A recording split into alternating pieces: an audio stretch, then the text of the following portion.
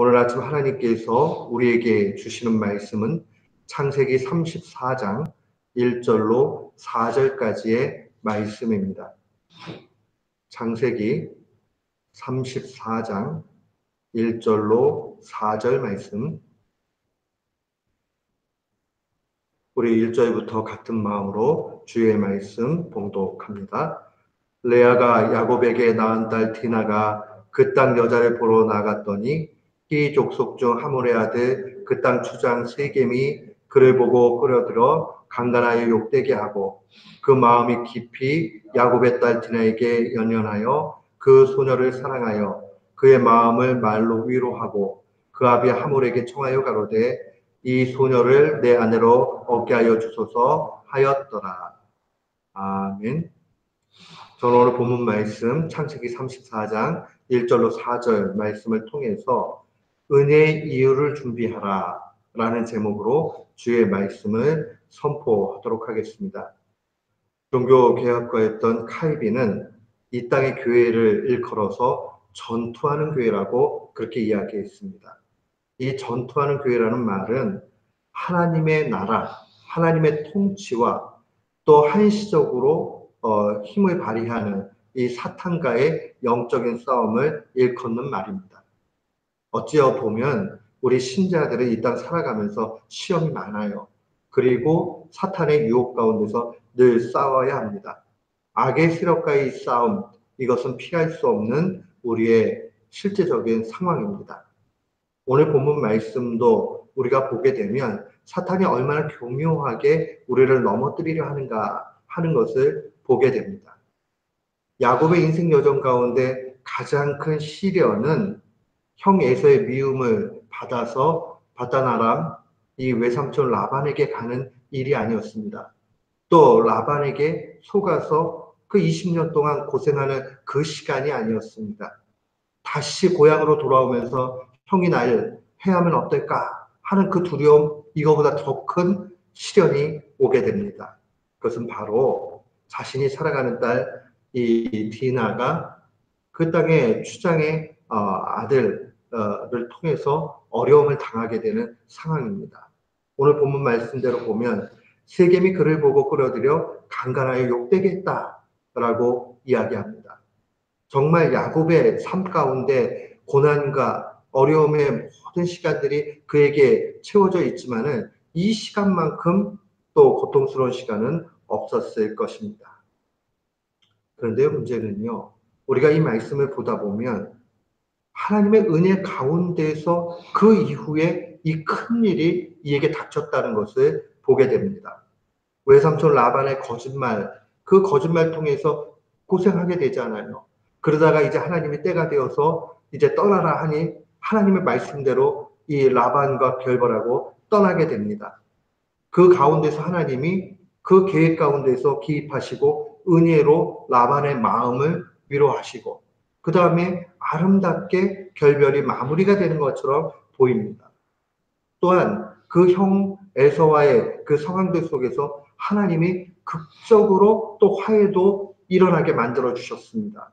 그런데 문제는요, 이러한 약속의 은혜 가운데 하나님의 이루심 가운데서 이 34장에 오게 되니 사랑하는 딸 디나가 강난을 당하는 어처구니 없는 상황이 발생을 합니다. 은혜 이후에 오는 시련과 위기입니다. 이것은 야곱의 인생뿐만 아니라 우리에게도 동일합니다.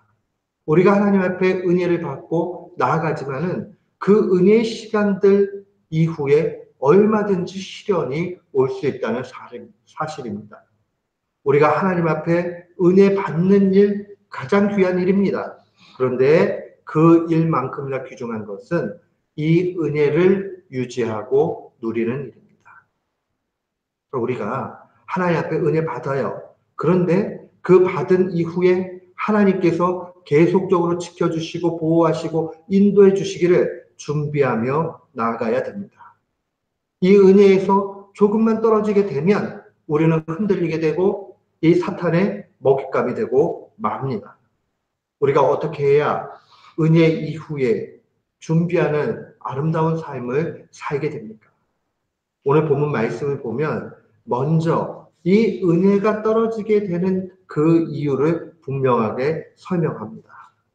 오늘 1절 말씀에 보면 레아가 야곱에게 낳은 딸 디나가 그 땅 여자를 보러 나갔다. 이 그 땅에 여자를 보러 나갔을 때에 문제가 됐다라는 표현이 나옵니다. 그 땅 여자를 보러 왜 나갔을까? 그것은 다름 아닌 세상에 집착하고 있는 인생의 모습을 보여줍니다.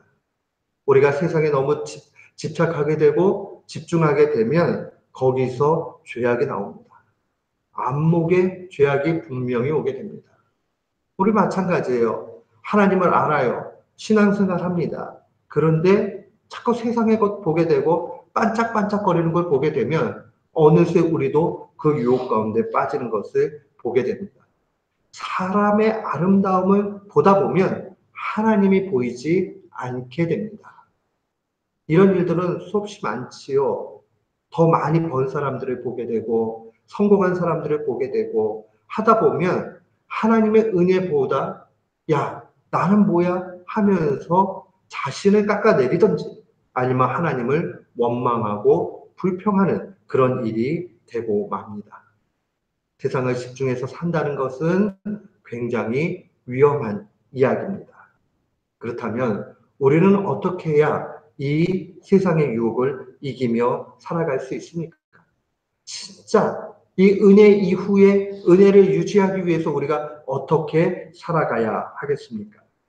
하나님의 말씀은 언제나 우리에게 현실 도피적인 것을 알려주지 않습니다. 현실 도피를 오히려 문제라고 얘기합니다. 그러나 동시에 세상에 집착해서 사는 것 또한 굉장히 위험하다 그렇게 경고하십니다. 요한일서 2장 17절에 사도는 이렇게 증거합니다. 이 세상도 그 정욕도 지나가되 오직 하나님의 뜻을 행하는 자는 영원히 거한다.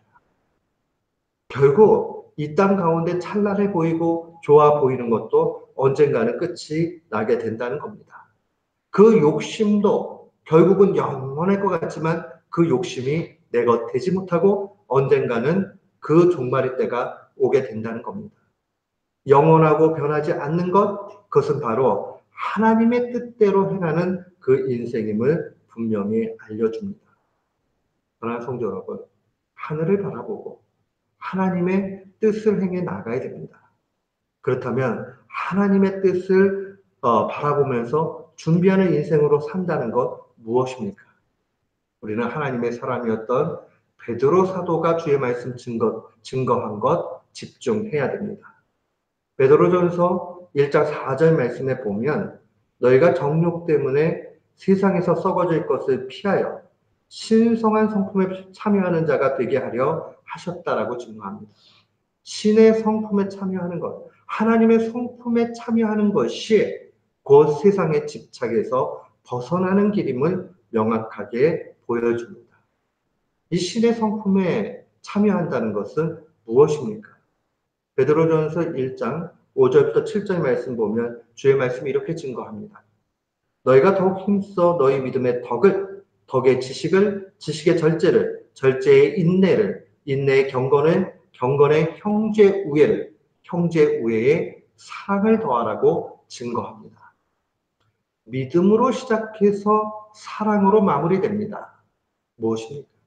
우리가 믿음의 기초 위에서 온전히 서서 그 누려지는 수많은 열매들을 가지고 맨 마지막에는 사랑의 열매를 맺어야 될 것을 분명히 알려줍니다. 그러니 우리는 믿음 가운데 봐야 되고 믿음 가운데 살아가야 되고 믿음으로 모든 일을 해결해야 됩니다. 이것이 바로 하나님의 그 성품에 참여하는 것이요. 최종적인 그 열매의 모습은 사랑으로 나타납니다.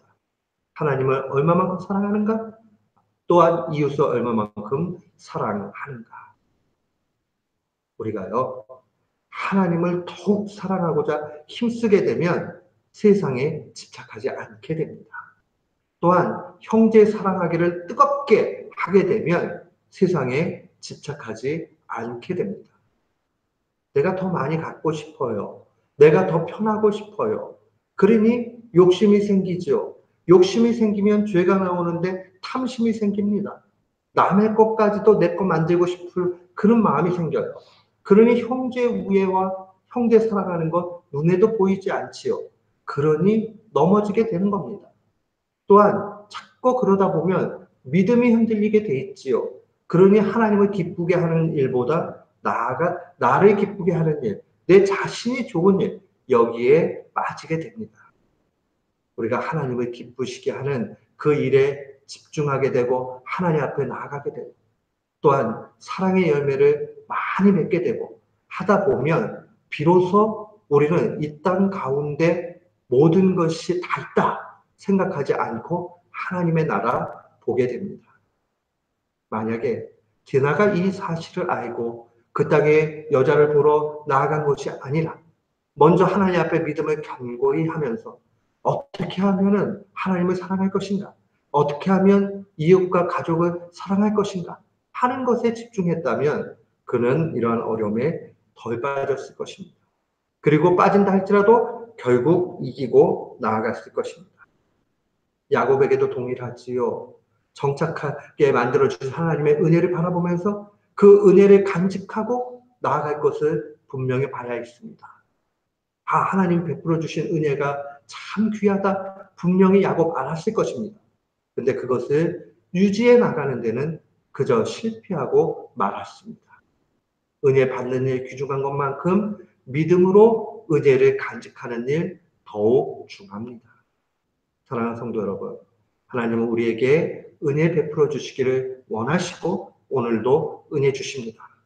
우리의 마음속에 간직하시기를 나는 은혜를 간직하면서 하나님 앞으로 나아가는 사람 되어야 되겠다. 믿음과 사랑 기억하면서 날마다 승리하는 귀한 교우들 되시기를 주님의 이름으로 축원합니다. 아멘.